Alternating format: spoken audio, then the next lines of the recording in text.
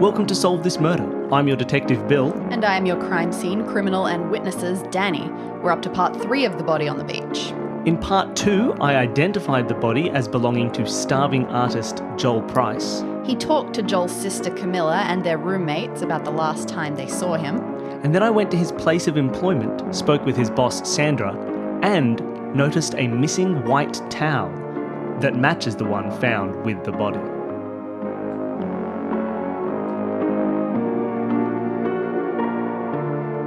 All right, so I've got this. Well, I don't have a towel. That's the whole point. There's 3 towels where there's an implication there probably should be 4, and they match the towel that I found. So it almost seems like he was killed, and someone went and grabbed a towel from here to do this whole mock-up of beach existence. So that's kind of crazy. Okay, so what does that mean? That means that someone here did the murder, or someone did the murder and brought him here? Presumably he would have had... I asked can I talk to Sandra for a second? Yeah, absolutely. Yes. Sandra, did Joel have a key to this restaurant? Oh, no, absolutely not. He never opened or closed? No, certainly not. Okay. Zane's always the first one in and out, and the last one out. Does Thomas have a key? No. Just you and Zane? Yes, that's right. Okay, thank you. I, because I'm the owner, and Zane, because he's the chef. He always has to be in first and last out. Sure, no, that's fine. Works hard, long days. Mm-hmm. That he does. All right, thanks. Thanks, Sandra. See ya. Cool. Okay, cool. So, I'm scared of talking to Zane. Maybe Zane did it. And Sandra, do you still have your key with you? Yes. Okay, thanks. And no other keys? You don't have any other spare keys floating around? Absolutely not. Okay, cool. Thank you. Mm-hmm. Let's talk to Thomas. All right. He goes by Tom. I don't know where you got Thomas from, actually. Didn't no she one's say called him Thomas? Thomas. Didn't she say Thomas? I'm pretty sure no. I have him written as Tom everywhere in my notes. Okay. But either way, please call me Tom. Tom is tall, he's rugged, he's got that kind of boy next door handsomeness, sparkly eyes, and he's got a nice little smile on his face.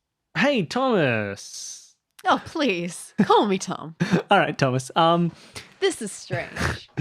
No, I'll call you Tom. That's me. Yeah, appreciate it. So, Tom, did you know Joel? Oh, yeah, of course. He's worked here for the last couple of months. That's all right. He only worked front of house, so I got to see quite a lot of him. I'm the barista, so I pretty much exclusively work up front as well. We both are struggling artists in our own way, so yeah, we had a little bit in common. I'm an actor, you see. Ah, you're an actor. Oh, wonderful. How's that going for you? Oh, it's hard, right? It's what it is, yes. Yeah, I fair. mean, you move to the big city to become an actor and it still takes a while. Yes, no, fair. Well, good luck with it. I hope it goes really well for you. Thank you so much. I appreciate now, I'm it. assuming you've been informed. Joel has died. I've heard. Do you know of anything? When did you last see Joel? Last time we worked together would have been Friday afternoon. Okay, Friday afternoon. What day is it today? Do you know how? Sunday. Okay, so today's Sunday. So other people saw him Saturday night. Thomas has seen him Friday afternoon. Anything interesting happen during that shift?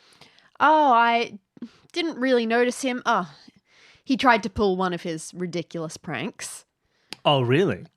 Look, I say this, he's just been trying to do this recently, and it's as if someone's told him that he should be being a bit more lighthearted and doing some things like that. I know who that is, but go on.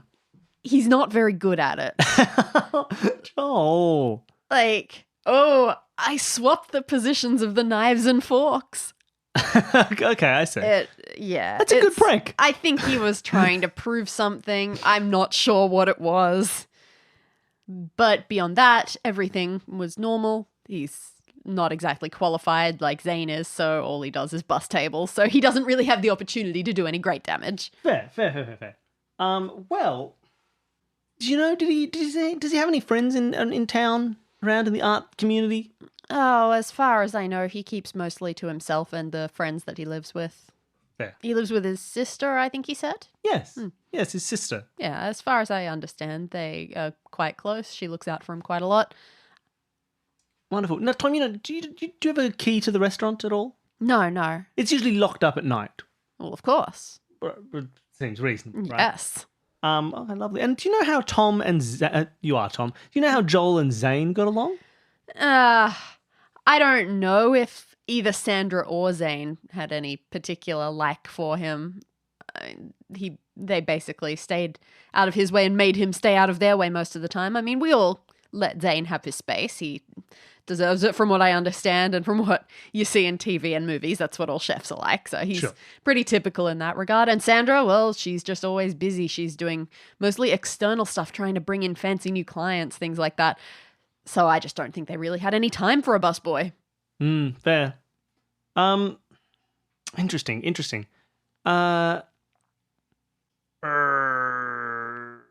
the bathroom, there's a few white towels. Uh-huh. Do you use those? Do you need? Is that a? They're just the ones that go with the bathroom stalls. So if I've used a bathroom, yes. Has anyone complained recently, last day, about them being missing? I haven't seen anything in the bathroom. Do we not have any towels? Oh, no, you have 3. Oh, that's funny. Normally there are 4. Yes. You'd think that Sandra would have replaced that. Yeah. I wonder if she knows. Maybe she doesn't. Sandra, Yes? you've only got 3 towels. What? Okay. Someone must have made a mistake. Someone has done something. It's not my fault. I will get a new towel, but if something has happened to that, it's someone else's fault, not mine. Sure. I suppose I better talk to Zane. Please, yeah. He's a totally fine person. Of course, he's a chef, but he's not going to come and stab you or anything. Wow, that was a poor choice of words, Tom. Yeah, Tom. Sorry. All right. So you go in, you have to interview Zane in his kitchen and just try to stay out of his way because while there are people in the cafe, he is working. He is not stopping moving. He's chopping with one hand and wiping down another bench top with another. He's not even looking at things he's grabbing. He's just reaching for them on instinct. He doesn't look at you. He's just very engrossed, but he still manages to say, yep, all right, cool, Sandra's caught me up. Okay, what did you think of Joel? He doesn't know anything about kitchens. He's not allowed back here. I mean, even Sandra doesn't come back here that often unless it's to panic and look for someone to blame for something. No, I didn't really get to know him. It's fine. Didn't seem very interesting. I think Tom knows him more than I do. Okay, wonderful. Do you have a key to the restaurant? Yes, of course I do. Do you still have a key to the restaurant? Yes, of course I do. I open and close basically every day. Have you ever made a copy of that key? No. Why would I want that? Have you? What do you do with your copy of it with your key overnight?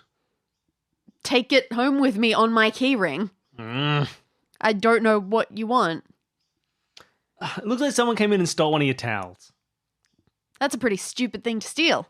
Well, they did it to cover up a murder, Zane. I see. I don't really understand how that works. No, neither do I. Are you I. sure that's what happened? That seems bizarre. No, I'm not. Like, maybe a customer just took it. I'm not sure, Zane. I just know it was found with the body. Oh, okay. Yep, that's pretty suspicious then.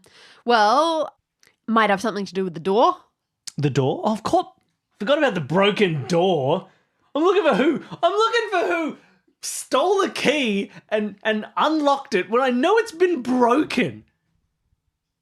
Yeah. What happened to the door, Zane? I came in this morning. I always come in first before everyone else. Saw the door was broken. Called Tom for help patching it. Sandra should be getting it repaired properly at some point. I'm so dumb. Take my crown, Zane. Take it. Take my crown. I don't deserve it. I'm sorry. I'm all wearing a toque. What do you call the chef hat? Oh, what is that called? I'm stuck on the word toque. That's not it. Maybe it's a toque. Google chef hat. No, I don't want the restaurant, the chef in the hat. Tell me what you're called. Oh my god, why are there so many different kinds of chef hats? I think you're right. I think it's a toque. Toque. It is a toque. Yeah, he's wearing a toque. Yes. Can't wear my crown, he's wearing a toque. Toque blanche. Toque blanche. A white hat. A white toque. Yep. Okay, so you noticed the door was broken. Yeah. It was broken overnight. Yeah. Do you know if the restaurant has any CCTV footage of the outside? No, that makes people uncomfortable in neighborhoods like this. You like to feel like you don't need that. Okay, fair. And it wasn't broken when you left in the evening? No. And you didn't break it yourself accidentally when you closed it? No. You weren't frustrated from a day of work and you slammed the door really hard and all the glass shattered? I love my job. Why would that be the case? I'm Okay, a cool. really mellow person. Sure, Sheffy. I'm going to ask Sandra about the door. Mm-hmm. Sandra, Yes. what do you know about the I love your cadence. what do you know about the door? Oh, yes. Yes, that's a shame. The door was broken. Just some vandals a couple of days ago. I haven't had time to get a glazier in to repair it. So Tom and Zane patched it up this morning. Wait, a couple of days ago it broke? Yes. It didn't. Zane said it broke last night. Oh, he must be mistaken. He's a bit scatterbrained. But you're saying it's broken for a few days. Yes. Why wouldn't you have gotten a glazier in to I fix it? haven't had time. I'm very busy. But surely you care so much about appearances of keeping this restaurant up to this wouldn't have been a top priority. You know what? I'll call them right now. You know, you make a good point, I suppose. Just, While she calls them, I can't control what Tom and Zane do and what mistakes they make. why do you think they made this mistake? You think they broke the glass? Oh, who could say? Well, I mean, surely someone could say it's a bit of an accusation to throw around. You know what? I'm far too busy for this. I'm going to go talk to Tom. Mm-hmm. Hey, Tom. Yeah. Hey, Tom, just quickly. Yeah. That glass door, Oh, yeah. Yeah. when did that break? Must have been overnight. Not in the last few days? It wasn't broken a day or two ago? Oh, no way. Why does Sandra think it was broken just a few days ago? That's going to sound great. Why does Sandra think it was broken a few days ago? Oh, she does? She's probably just misremembering. Is she in every day? Yeah. This is so strange. She's really doubling down on the fact that it broke a few days ago. Well, I don't know what to tell you. Zane called me in this morning because there was some mess and he needed some help fixing it up. Yeah, I don't know what to tell you. Look, Sandra's got a bit of a blaming people problem. Maybe it stems from her past. I hear that she had some business trouble trying to start things up before, and I think that she just doesn't like taking personal responsibility for things sometimes. Do you think she broke the door? It's possible. It's not like her to come in overnight or something like that. I honestly think it's more likely she said a couple of days ago to you, more likely she just said something to you. She was wrong. And she's not going to down on the admit it. mistake. Okay. Yeah. Okay. That's interesting. It's interesting. Now I need to check my notes. Is there anything else Sandra doubled down on that could have been a mistake? I don't think so. Maybe that professor that she was talking to. So Zane says the door broke overnight. Thomas says the door broke overnight. Sandra says the door broke days ago. And she's just wrong. I'd trust the other two. And it makes sense that it broke overnight because someone tried to break in. But would you break in just to get a towel to cover up this murder? Or would you break in, get murdered, and then like maybe Joel was coming back, like broke the door open and came in and then got killed. And then they just bundled him out with the towel. Can I search around the bathroom for any traces of blood? You do not see any traces of blood. But they could have cleaned it up. They're cleaners. Zane's cleaning all the time. How much blood is in the kitchen? Not much. Honest- Like, at all. He doesn't even have any band-aids on his fingers. He doesn't even cut himself. Okay. This feels like I'm on the edge of something. I don't know what. Can't piece this together. People are yelling at me right now. They're sitting at home. They're yelling at me to ask this question, and I don't know what that question is. To look at this thing.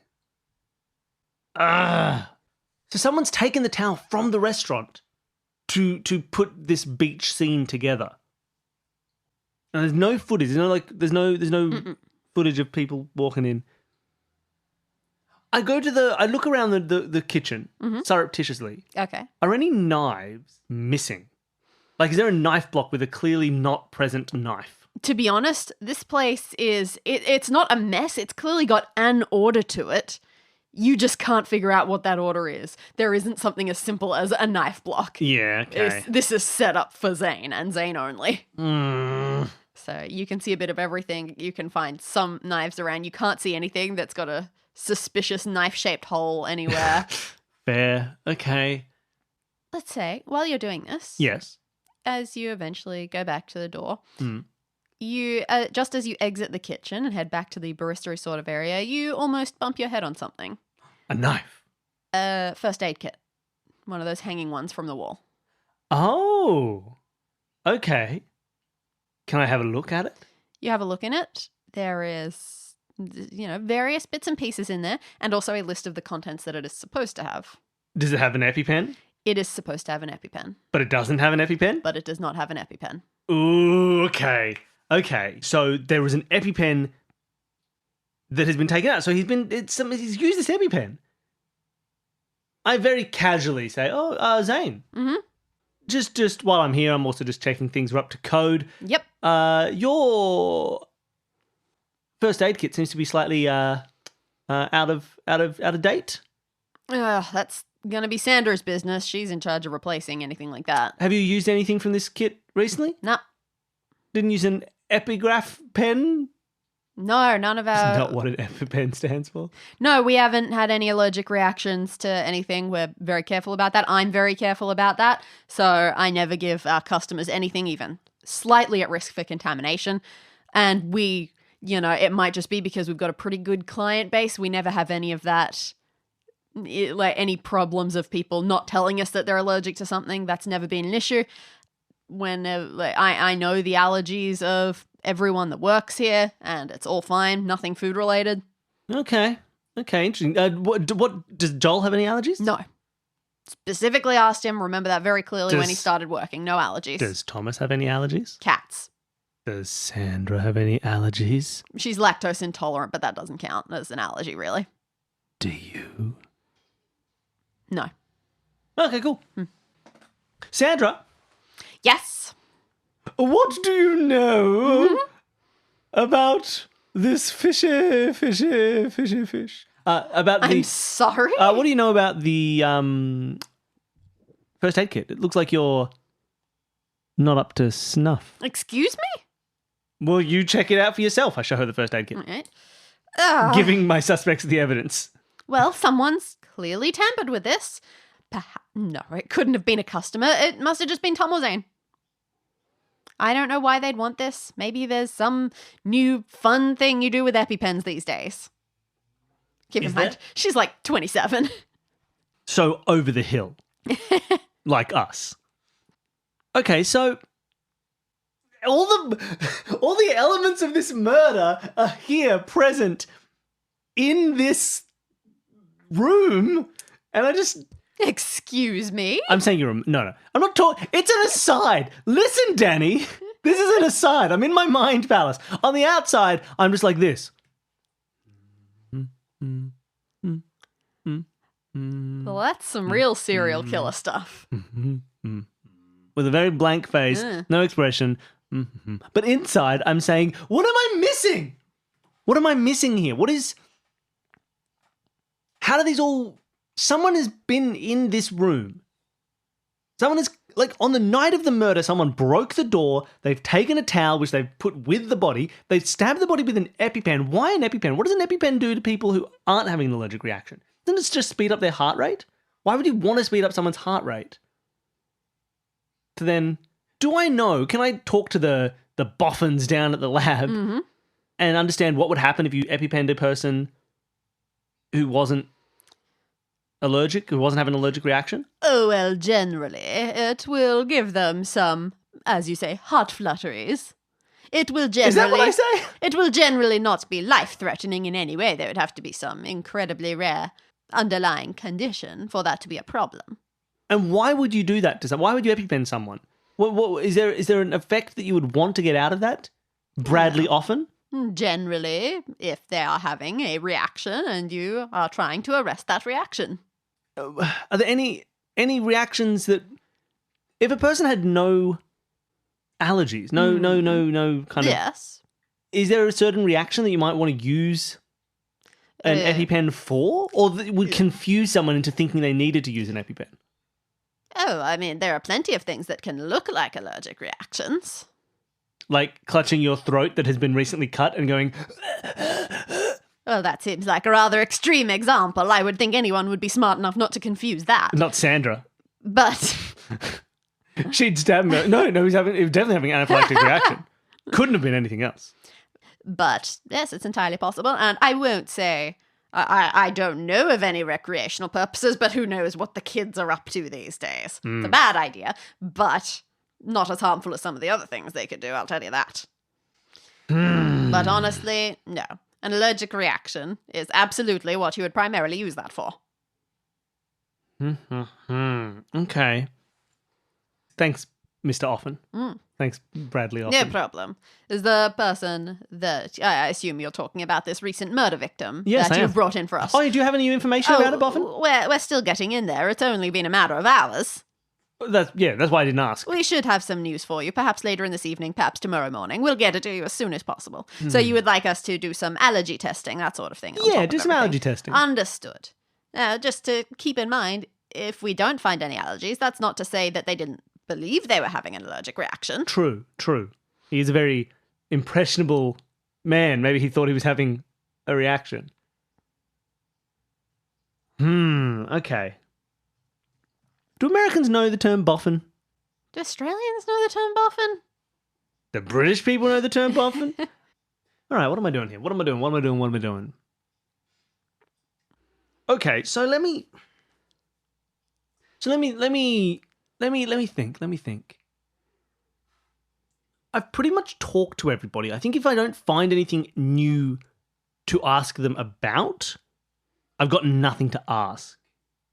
Right? No one has any idea about allergies. No one's getting me any information about this break-in. Did the police know anything about a break-in? Was it reported? No. Okay. I'll keep looking around. Maybe I'll find something that will lead to some new questioning. I don't think there's anything else for me to search at the... Is it worth going to the bar? I haven't been to the bar. Nah, the bar was pretty full that night. They don't remember anyone in particular. Yeah, fair.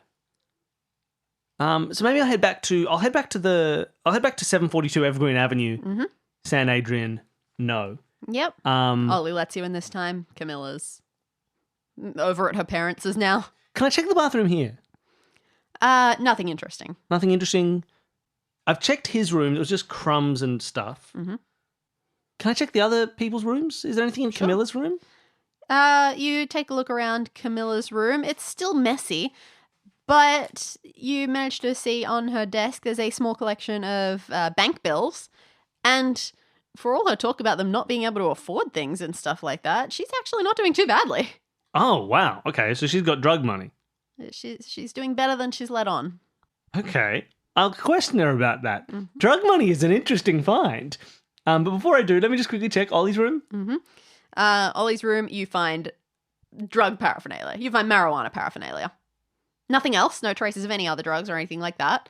Just that. You also find some unfortunate photographs, and you gather from what you've noticed here that his main job is as a life model for the local art college. Okay. And Gary? You go into Gary's room, and the most interesting that you find there is a dead body. You do find some documents on Gary's desk. They're not bank bills or anything like that. And in fact, the most interesting ones look like they are all from the local police department. They're all investigating and keeping up to date with his parole time. For murder? For a previous breaking and entering. Get out of here! Gary! That's part of my investigation! You should have gotten a warrant!